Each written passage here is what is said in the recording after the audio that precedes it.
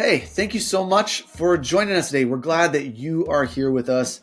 We are HeartSupport, which is a nonprofit in the music scene using music to start conversations about our mental health. And we do these react videos so that we can talk about music we love and how it affects our mental health and maybe even new ways to think about songs that we already love. So we're glad that you're joining us. We're going to have an awesome video today covering Sober by Tool, which, if you know it, is an absolute banger and so deep in its meaning. And we have Joe, who's going to offer an incredible perspective on it. Joe is in his final year at the University of Montana as a therapist to be. He is almost has his master's of social work, and he will pursue his licensure as a clinical social worker soon. But he also is a certified Warrior Down recovery coach, which supports relapse prevention and recovery efforts within the Native American communities specifically. And he's working towards becoming a certified behavioral health peer support specialist, which is basically throwing all of the titles at you to say that Joe has devoted his life to mental health and specifically addiction. And so we're really excited to have you with us today, Joe. Thank you for joining us. Heck yeah. Thanks for having me, Nate. Let's just get a little bit of background for our viewers. You don't listen to metal at all. No, it's definitely not. Like I'm huge into music. I'm pretty eclectic, but metal's definitely not my go-to. Yeah. So never heard Tool before? No, not really. Not like maybe a little bit here and there, but it's not my go-to music. That's a very gentle way to put it. Yeah. I've heard of them. I'm a little bit familiar, but yeah, we'll see. I'm excited. It's going to be great. I'm really excited to get this going, and if you're ready to dive in, let's do it. Oh, I'm ready. Yeah, let's do this. Very fitting.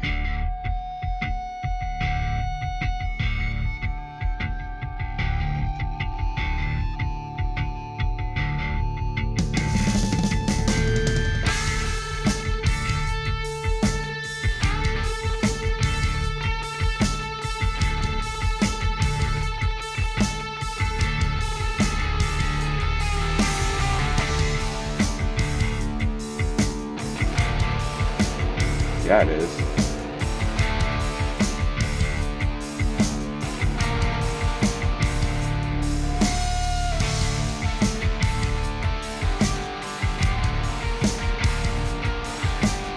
Giving me like insane asylum. There's a shadow just behind me, shrouding every step I take, making every promise empty. Pointing every finger at me, waiting like Wow, the animation is really cool. who upon the finger rests. Murder now, the path must wait, just because the sun is come. Jesus wants to try and whistle, something with the past is done. Jesus wants to try and whistle, something with the past is done. Why can't we not be sober? Just want to start this over. Why can't we drink forever? Just want to start Wow. this over. That's just right there. It's like that, like that internal struggle of just addiction right there. It's that cycle of despair, I would say, like that internal conflict I'm very familiar with, and I would say most people in addiction are. Yeah, overlap it with the insane asylum, because I love that you pointed that out. There's this visual element of this music video that really supports the feeling of being trapped in addiction. Can you speak to that? Yeah, the shame. I think he said something about like pointing fingers at the beginning there, and I feel like there's like a lot of shame in addiction. You can feel that in the isolation. Like that was very isolating right there. There's a lot of isolation in addiction. And that inner conflict as well, right? Like all of that right there. It's like, and that figure, he just looked very dead. He doesn't even look alive. And I would say a lot of people in addiction probably can relate to that. already just a couple minutes in, that hits like very hard, very relatable. I like what you said about isolation because when we think about like echo chambers, like on social media or whatever, it's like putting yourself in an environment where the message that you want to think reverberates. Isolation is an echo chamber of our own inner voice. And I feel like the chorus is this inner voice, like drawing us back to addiction, drawing us back. Why can't we not be sober? Why can't we start this over? Let's just drink forever. And if you're isolated, it's like that message is reverberating in your inner world. It's like this is just such a masterpiece of what it feels like to be facing your own inner voice of Oh, addiction. without a doubt. And it's like in addiction, you don't think you really have obviously that problem. And at the same time, that voice is so loud. It Yes. drowns everything else out. You can't escape it.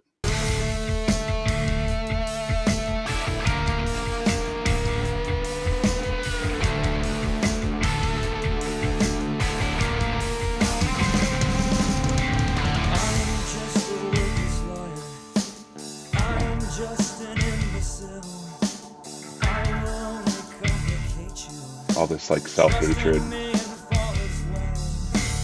I will find a center in you.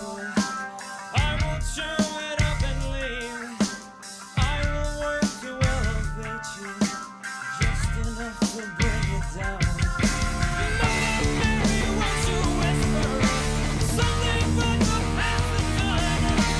Mother Mary wants to whisper something but the past is done. Why can't we not be sober? Just want to start this Like all these like monsters inside too.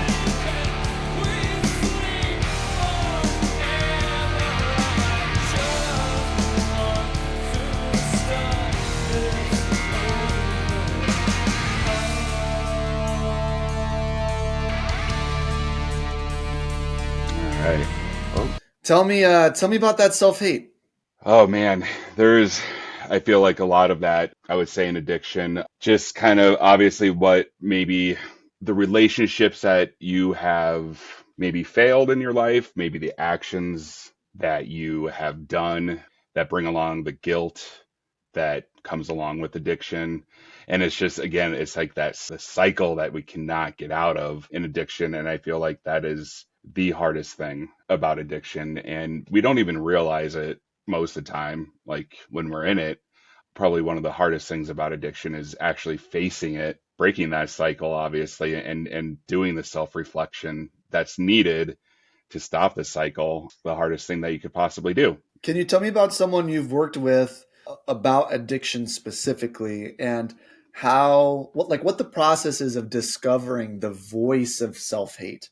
It's so situational, but I think there's just so much projection that happens in addiction because it's also that voice of, I think, just self-doubt that really gets so loud because you basically assume what other people think of you. And I think that is more powerful almost than anything. You assume maybe that your family hates you for what you've done, your loved ones, which in fact is more than likely not true. Guarantee you it's not true. But you assume that they hate you, so therefore that justifies your actions to keep continuing to do what you do. It makes it that much easier. So it really is that double-edged sword of like justifying your actions, allowing you to basically say like, well, everybody else already hates me, like they don't care, so I'm just going to keep doing what I do. I don't care about myself either, so what do I care? Is there anything unique to the Native American community that you Hmm. serve Hmm. in terms of like their experience with addiction that feels Hmm. like culturally unique? Yeah, I would say, I mean, there's a lot of systematic oppression there, without a doubt, that we face. A lot of internalized, I would say, just cultural oppression as well. General, like generational addiction. It's something I wasn't even really familiar with until later in my life. Growing up on the reservation, I thought it was pretty normal, but there was just a lot of partying. Drugs and alcohol were just very readily available. It's unfortunate, but that is what a lot of people gravitate towards, and I think it has gotten worse, probably not on all reservations by any means, but especially with the rise of fentanyl, which is even worse. It's just so accessible nowadays, and I just think with the lack of resources and help as well on reservations, it's really just it's gotten to be even worse, unfortunately. So it Yeah. seems like there's almost like a communal voice saying, Yeah, can we just not be sober? Why can't we true. just drink forever? Right? And there's so much right about drinking and drinking forever. I mean, we're essentially just not wanting to face reality, obviously.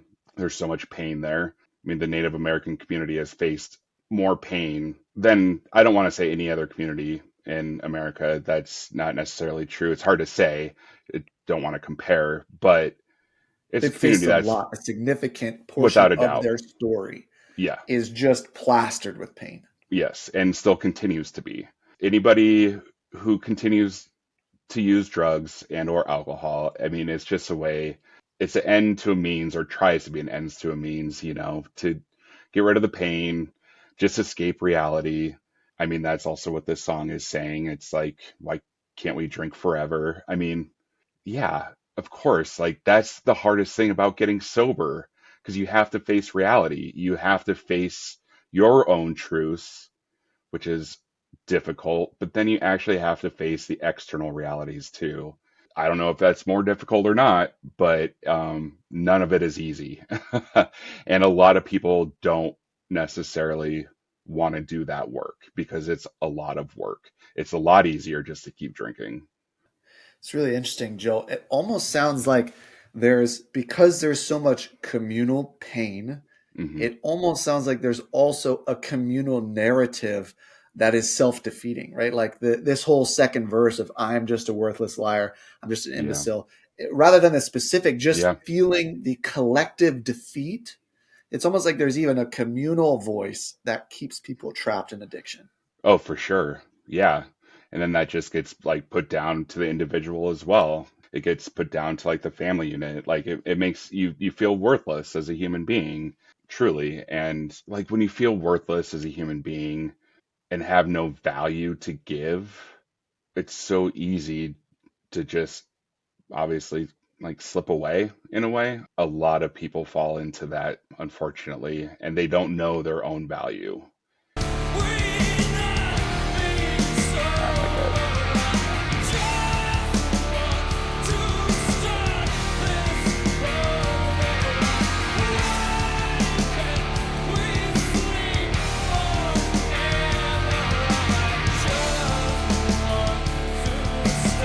it.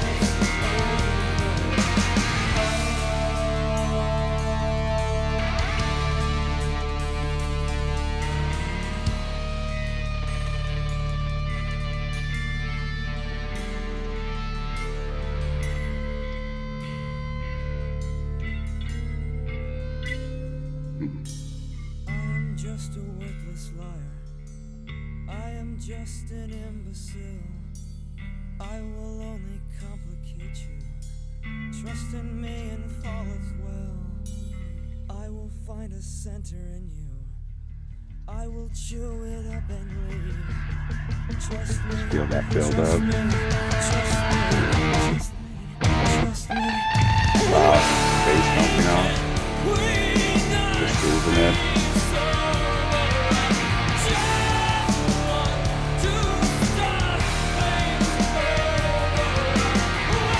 I like that. That voice just saying, "Trust me, trust me." Yeah. Like maybe he can't even trust himself.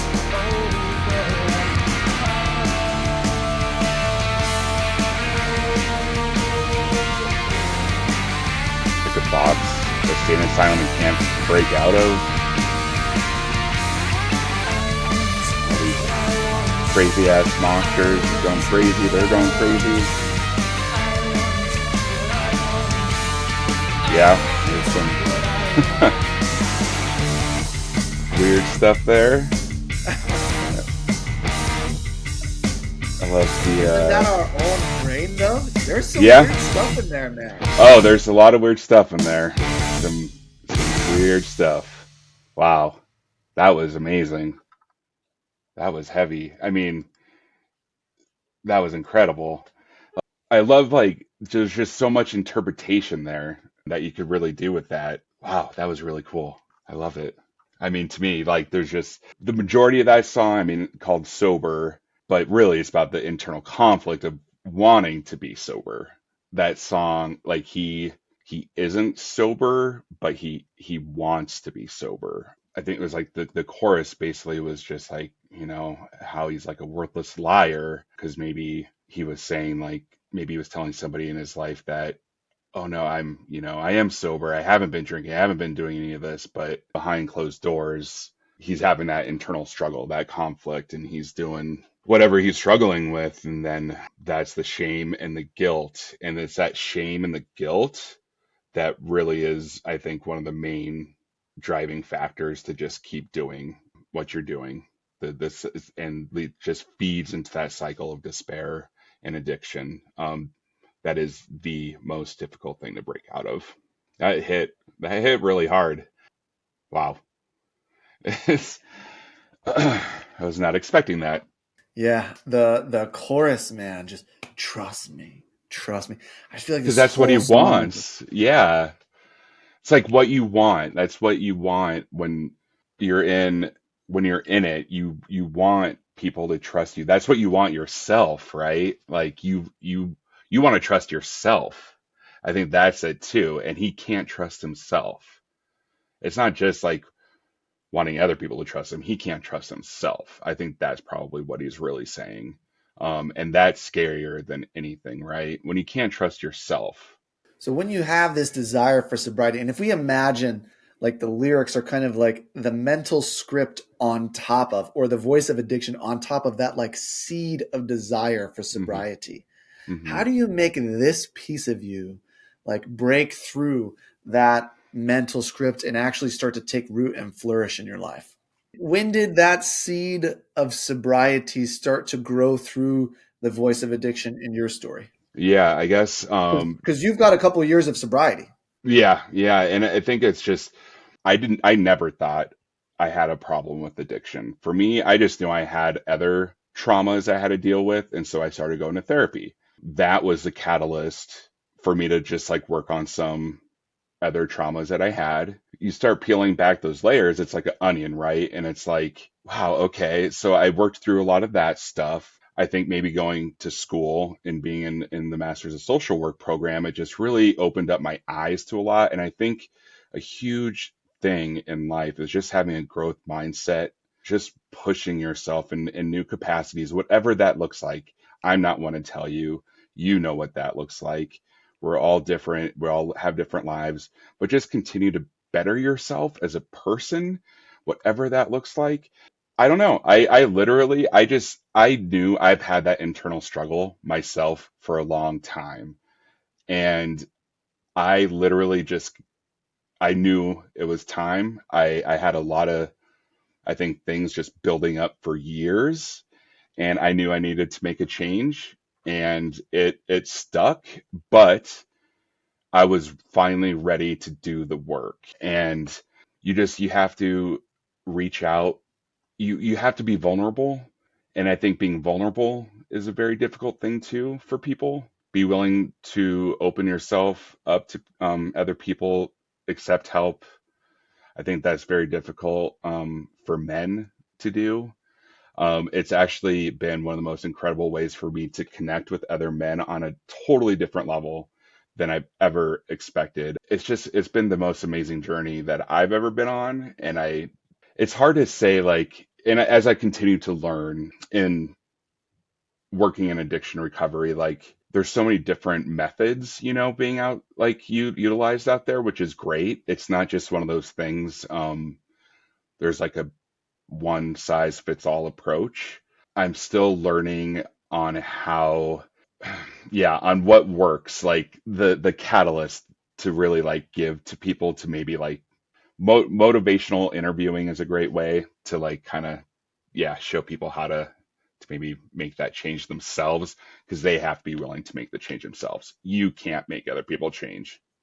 I think what you're pointing at here is really profound because you're talking about a fundamental shift in the way people think about sobriety. Most people think sobriety is something to get, right? Like, I get a year of sobriety, I get a month of sobriety, I get 2 years of sobriety, whatever it is, right? Like, I get something.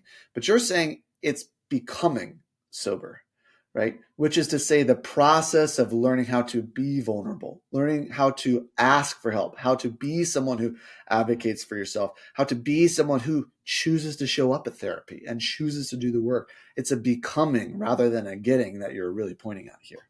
Without a doubt, it's a journey. I mean, I'm still on it. It's not over. I'm still learning, you know. It's not like, oh, I'm whatever 2 years sober, I'm good. Heck no. Like I still have so much to learn. And that's what's beautiful about it. I feel like have more to learn than ever. Now that I'm actually clear-minded and present, you know. It's really cool. Well, thank you so much for giving your perspective on this track. That was so much fun to pull that apart together with someone who shares the addiction journey and this commitment towards your own mental health, your community's mental health. Thank you so much for sharing, Joe. And if you want to be someone who can journey with others in their process of becoming sober, right? Walking with people through the lows of their life as they grow in their self-efficacy, their self-belief, and the progression of their mental health. You can become a HeartSupport volunteer. Click the link in the caption below this video and you can sign up and we will train you. We will empower you. We will surround you with other music fans who love the same music as you, and you will get opportunities to actually help others and heal the scene together with us. And if you've been looking for inspiration on ways to contribute to HeartSupport, we've been doing stories every single video this month about unique supporters who found creative ways to give, even if it's a different, even if it's from different sources. So the person that we want to highlight today is our good friends Dan and Casey, who are actually on our board, and this year in May, they wanted to contribute in a way, and they run a company in the video production world. And they have been running an event where lots of these video influencers come together and teach on how to have high quality editing of different videos and different tools and things like that. And so what they did is they rallied those influencers to create videos, like a collective project together, so that they could raise funds for HeartSupport. And through their collective effort, they were able to raise $10,000. So sometimes it's not what's in our pocket, it's the friends that are around us. It's the thing that we already do for our life, for our profession, for our talent. And there's a way that we can use that to raise funds and create impact in this mission of healing our music scene. So if you want to see the interview of them and their story, you can click on the video in the caption, and then just have that inspire you to find a way to link arms with us and heal this music scene. So as always, thank you so much for being here, and we'll see you in the next video.